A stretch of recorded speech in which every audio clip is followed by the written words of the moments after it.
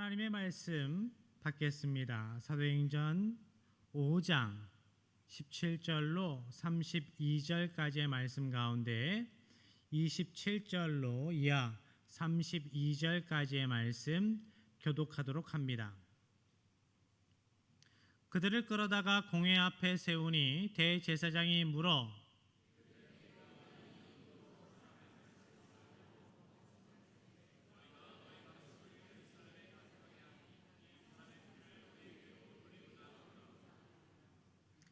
베드로와 사도들이 대답하여 이르되 사람보다 하나님께 순종하는 것이 마땅하니라.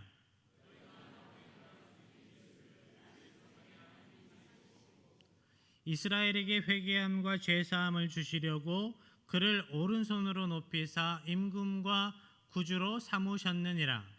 우리는 이 일의 증인이요 하나님이 자기에게 순종하는 사람들에게 주신 성령도 그러하니라 하더라. 아멘. 초대교회 성도들이 성령 충만함 받고 그들의 삶이 변화됐습니다. 예배 중심으로 믿음으로 열심히 살아갑니다. 그런 모습을 보면서 이스라엘 사람들이 성도들을 칭찬합니다. 나는 저렇게 살지 못해도 저렇게 살아가는 사람들이 있다는 것 자체가 참 뿌듯하고 감사한 겁니다.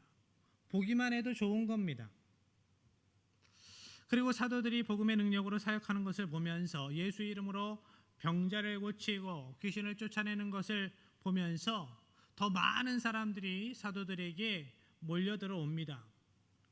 모든 사역들이 풍성히 진행됩니다. 풍성한 사역의 열매가 보여집니다. 그런데 그 가운데에도 문제는 생깁니다. 사도들이 감옥에 gat히게 되지요. 17절로 18절의 말씀 함께 합니다.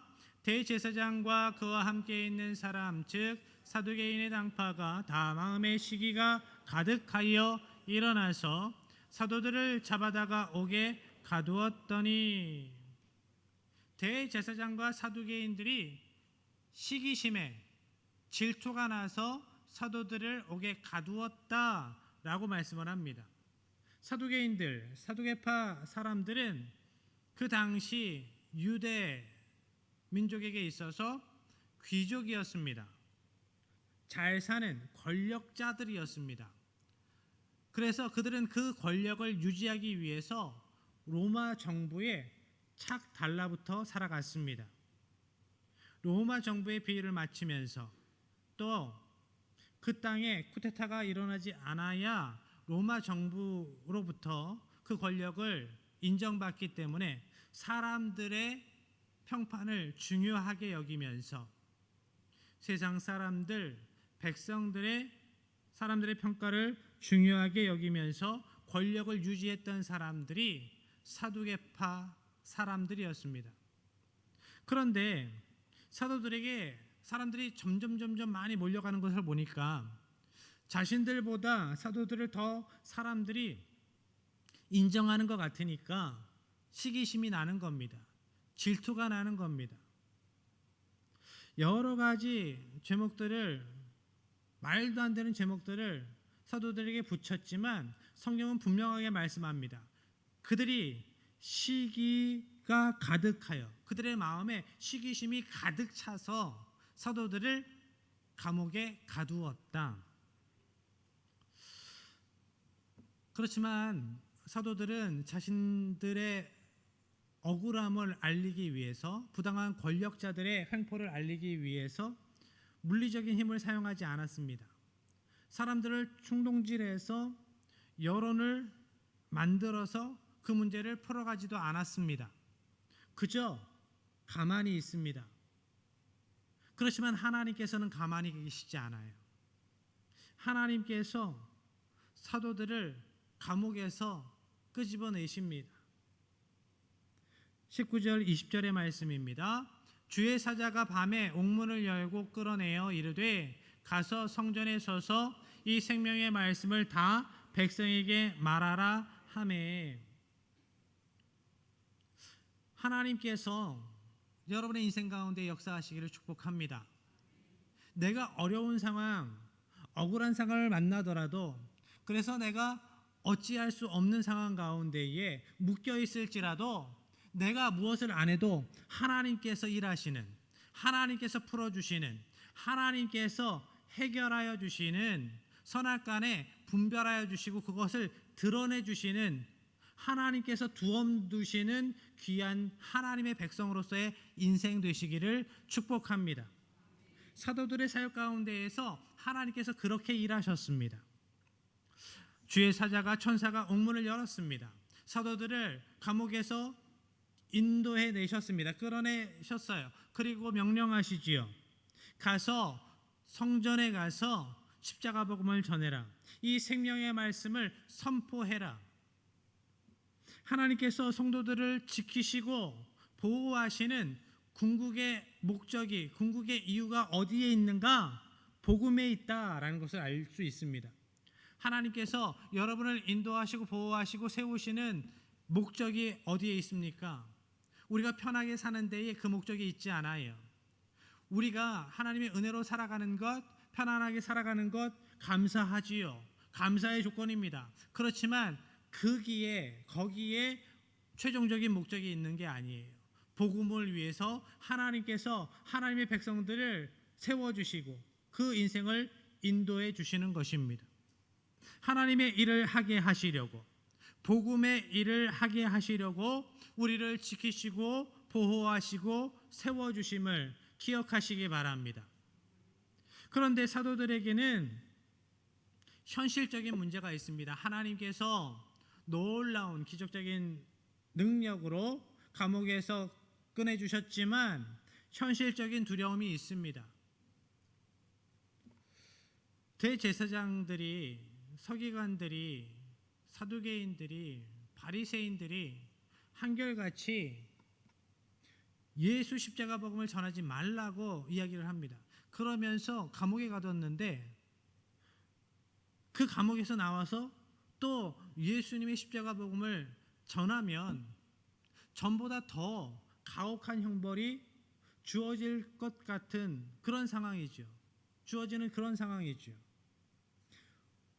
현실적인 문제들, 사도들을 두렵게 만드는 상황들이 있습니다.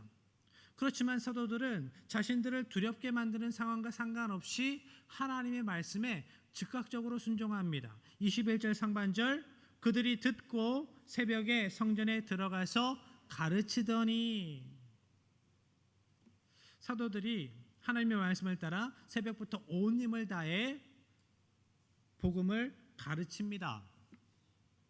새벽부터. 제가 시골에서 목회를 할 때 처음 맞이하는 새벽 첫 시간에 기대감이 있었습니다. 야,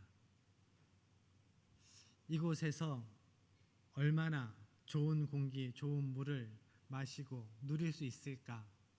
그래서 사택문을 딱 열었는데 향긋한 바람이 확 들어오는 거예요. 무슨 냄새일까요? 농약 냄새입니다. 왜 그 새벽에 농약을 주시는지 바로 알 수 있었어요. 낮에는 덥습니다. 그래서 해가 뜨기 전에 농약 다 주고 들어가서 아침 식사를 하세요. 5시부터 달그락달그락 소리가 납니다. 그런데 유대 지방도 그렇게 해가 뜨면 엄청나게 더운 지역이에요. 그래서 그 시간을 피해서 새벽에 성전에 올라가서 기도하는 사람들이 많았습니다. 그러니까 하나님께서는 천사를 통해서 사도들을 감옥에서 끌어내셔서 그들 가운데 세우신 겁니다. 믿음의 열심이, 하나님을 향한 열심이 있었던 사람들 가운데 세우신 거예요. 예수님이 그리스도로 메시아로 이 땅에 오셨음을 아직 모르지만 하나님을 향한 열심이 탁월했던 사람들, 기도하는 사람들 가운데에 세우시고 그들에게 예수님께서 그리스도로 이 땅에 오셨습니다. 우리가 믿는 하나님께서 예수님을 이 땅의 메시아로 보내셨습니다. 이 복음을 전하게 하신 겁니다. 대제사장과 사두개인들이 옥에 갇힌 사도들을 재판하려 합니다. 그렇지만 감옥문은 굳건하게 닫혔는데 사도들이 감옥 안에 없습니다. 당황되지요. 어수선합니다. 어쩔 줄 모르는 그 상황 가운데 어떤 사람이 와서 이야기를 합니다. 감옥에 갇혔던 사도들이 지금 성전에서 사람들을 가르치고 있습니다 라고 이야기를 해요. 그래서 대제사장과 사두개인들이 다시 사도들을 잡아와서 신문합니다. 28절의 말씀입니다. 이르되 우리가 이 이름으로 사람을 가르치지 말라고 엄금하였으되 너희가 너희 가르침을 예루살렘에 가득하게 하니 이 사람의 피를 우리에게로 돌리고자 함이로다. 그런데 정황상 좀 이상한 게 있습니다. 뭐가 이상할까요? 감옥에 있었던 사람이 감옥 밖에 나가 있어요. 그러면 뭐부터 추궁해야 되죠? 어떻게 탈옥했어? 동조자가 있어? 그러면 탈옥한 사람에게는 가중처벌이 있죠. 그런데 그러한 이야기를 전혀 안 하죠. 대제사장과 사두개인들의 관심은 올바로 법을 집행하는 것에 있지 않았다라는 거예요. 처음부터. 지금도 그들의 관심은 사도들의 입을 막는 데 있습니다. 그들이 복음을 전하지 못하도록, 사도들이 복음을 전하지 못하도록 하는데 그들의 목적이 있어요. 그래서 이렇게 이야기를 합니다. 우리가 너희에게 명령했잖아. 예수의 이름으로 가르치지 말라고. 그런데도 너희가 계속 예수가 그리스도라고 가르치는 것은, 예수가 부활해서 승천했다라고 가르치는 것은 우리가 예수를 죽인 것이 잘못되었다고 너희들이 우리에게 그 죄를 덮어 씌우려고 하는 거지 라고 이야기를 합니다. 그러니까 사도들이 전하는 복음을 듣고 사람들이 깨달아 알아서 이거 잘못된 거구나, 잘못된 것이었구나, 하나님께서 보내신 예수님을 십자가에 못 박았구나, 처참한 죄를 저지른 거구나, 사람들이 깨달아 알아서 대제사장에게, 사두개인들에게, 백성들이 항의할까 봐 그것이 무서웠던 거예요. 사람들의 여론이, 선악간의 진리가 중요한 게 아닙니다. 법을 올바로 집행하는 것이 그들에게 중요한 것이 아니에요. 사람들의 여론이 그들에게 중요했던 거죠. 그런데 그 사람의 피에 대한 책임을 우리에게 돌리려고 하는 거지 라고 하는 이야기를 들어보면 참 어이없지 않습니까? 예수님을 십자가에 못 박으라 할 때 그 피의 값을, 그 피에 대한 책임을 우리에게 돌리라고 그렇게 악다구니를 썼던 사람들이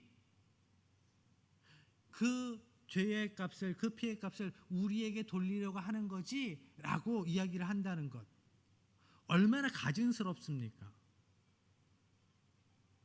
얼마나 이중적이에요.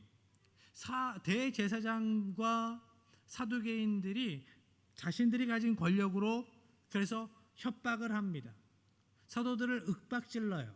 그렇지만 사도들은 주눅들지 않고 믿음의 담대함으로 이야기합니다. 29절의 말씀입니다. 베드로와 사도들이 대답하여 이르되 사람보다 하나님께 순종하는 것이 마땅하니라. 사람보다 하나님께 순종하는 것이 마땅하다. 그것이 당연히 옳지라고 이야기를 합니다. 사람들이 바라는 것과 하나님께서 바라는 것이 다를 때 어떻게 해야 할까요? 무엇이 옳은지를 판단해야 되겠죠. 그런데 언제나 하나님이 옳습니다. 당연히 하나님이 옳아요. 우리는 좁은 식견 안에서, 우리가 아는 지식 안에서 판단하지만 하나님은 전지전능하셔서 모든 것을 아셔서 우리의 마음의 깊은 곳에 있는 것도 아시고 이 세상 만물의 모든 것을 아셔서 판단하시고 말씀하시기 때문에 언제나 하나님이 옳지요. 그러면 언제나 우리는 하나님께 하나님의 뜻에 하나님께서 바라시는 것에 순종하는 것이 맞습니다. 사도들의 이야기처럼 그것이 당연하지요.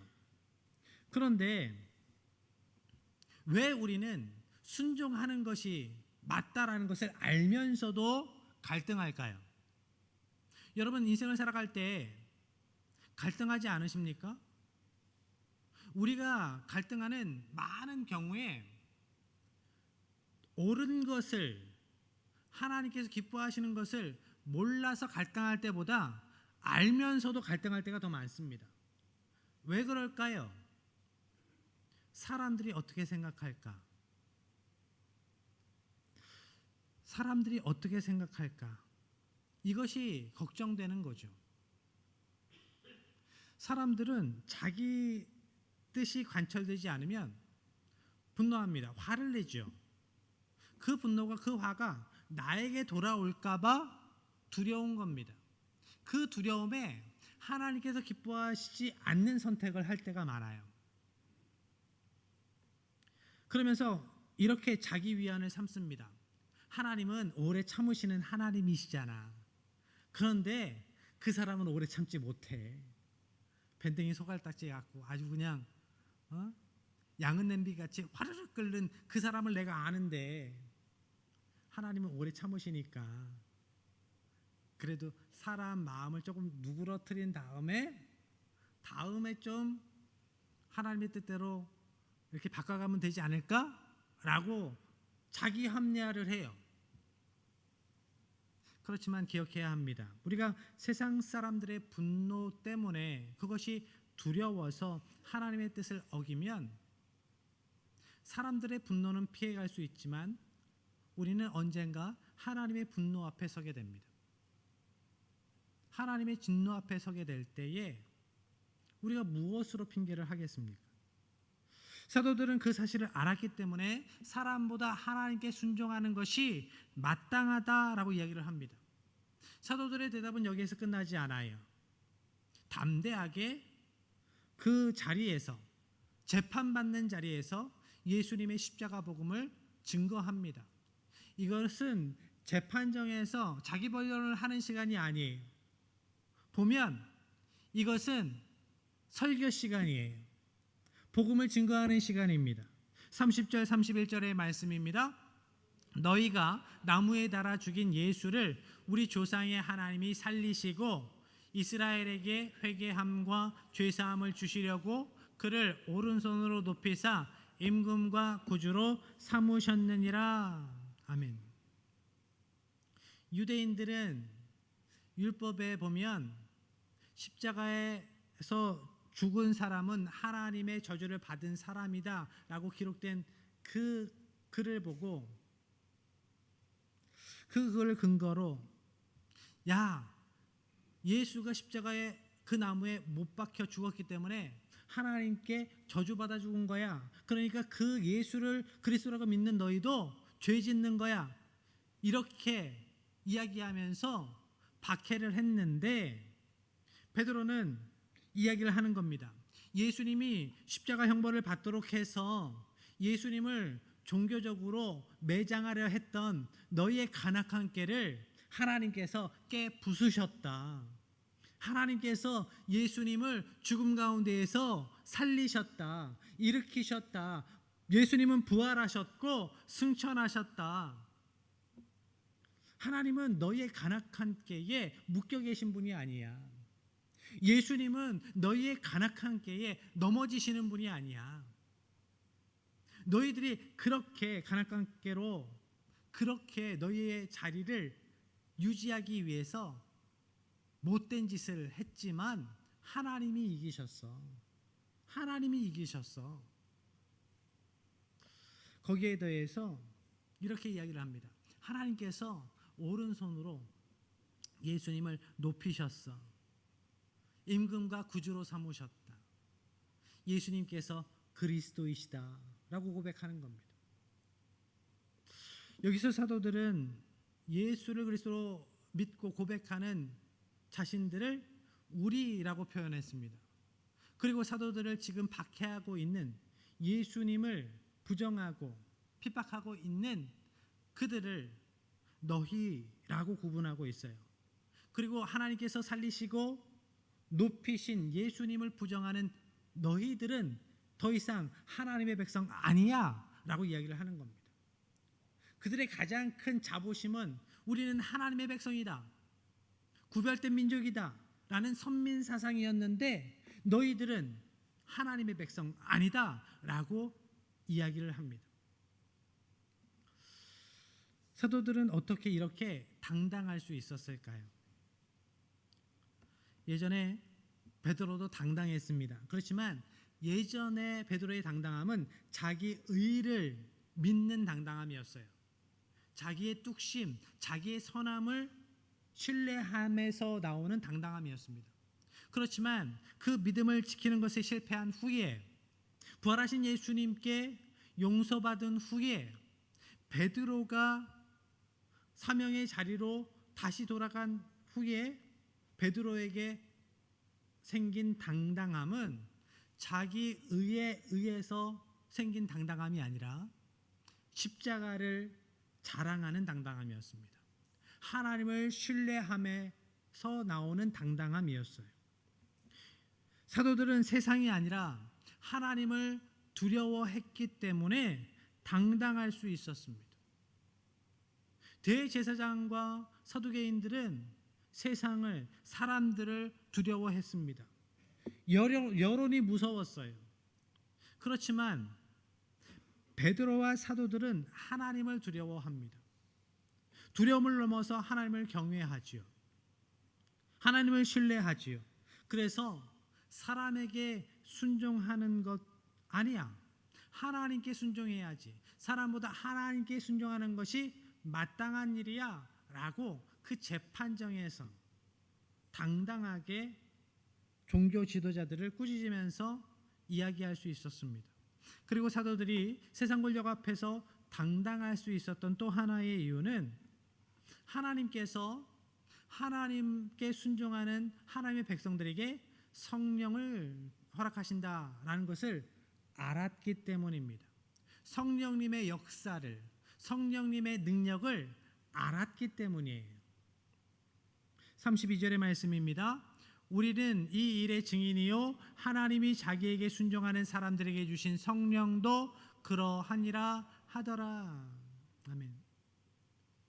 박해의 상황 가운데에서, 핍박받는 상황 가운데에서 당당할 수 있었던 것은 내 안에 지식이 많아서가 아니에요.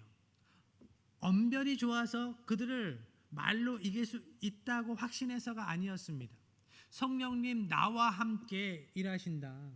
성령님도 예수님의 십자가 복음을 증거하고 계시다. 나와 함께, 우리와 함께 하시다라는 것을 그들이 영으로 깨달아 알았기 때문에, 생생하게 깨달아 믿었기 때문에 그들은 당당할 수 있었습니다. 성령 충만함으로 살아가시기 바랍니다. 그래야 세상 가운데에서 믿음으로 당당하게 살아갈 수 있습니다. 성령님 나와 함께 하심을 기억할 때, 오늘 성도된 우리도 하나님께서 나와 함께 하심을 영으로 알아야 해요. 생생하게 경험적으로 알아야 합니다. 그래야 일희일비하지 않으며 상황에 치우치지 않고 믿음으로, 담대함으로 살아갈 수 있습니다. 이제 사도들은 성령 충만함으로, 믿음의 담대함으로 그 사명을 감당하며 살아갑니다. 41절 42절의 말씀입니다. 함께합니다. 사도들은 그 이름을 위하여 능욕받는 일에 합당한 자로 여기심을 기뻐하면서 공회 앞을 떠나니라. 그들이 날마다 성전에 있든지 집에 있든지 예수는 그리스도라고 가르치기와 전도하기를 그치지 아니하니라. 아멘. 내가 예수님의 십자가 구속의 은혜로 죄사함 받았다. 그래서 하나님의 자녀 되어서 내가 오늘 이렇게 고난을 당하는구나. 감사하다. 감사하다. 감사하다.